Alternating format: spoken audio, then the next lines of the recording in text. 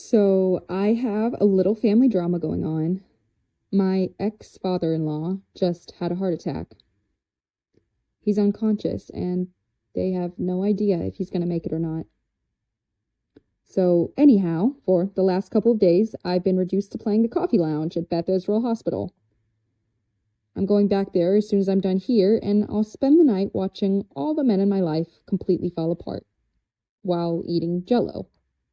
It's really startling, actually, because we're always told, "You're Daddy's little girl. Daddy will protect you. Wait until your father gets home." And then your father walks into a hospital and he turns into a 10-year-old girl who just had a frog put down her dress.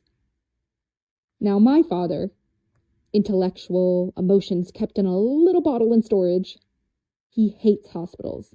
He hates the smell of hospitals, the look of hospitals.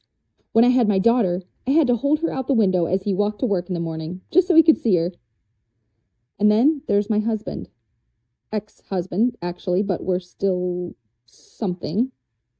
Now, in all fairness, I have seen him emotional.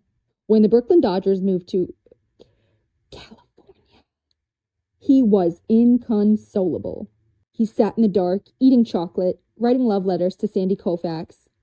He'd try to put on a brave face, and we'd walk past a hot dog cart and he'd fall to pieces, cradling the mustard container in his arms, repeating the 1955 World Series lineup over and over again.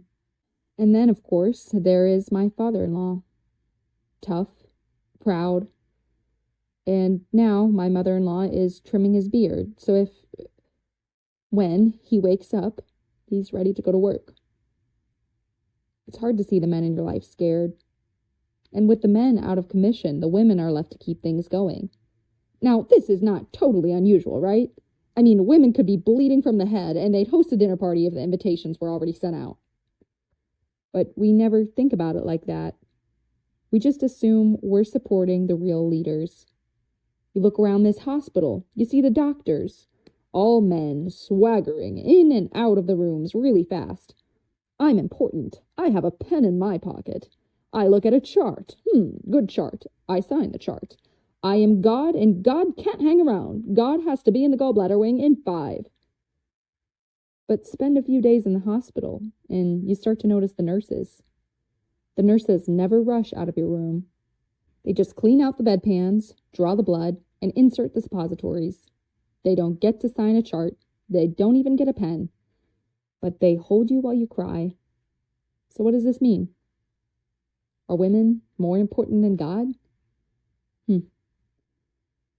What if we discover one day that we were always the ones in charge? Just no one told us. I don't know. I don't know what I'm saying. I just don't want this man to die. King of the road,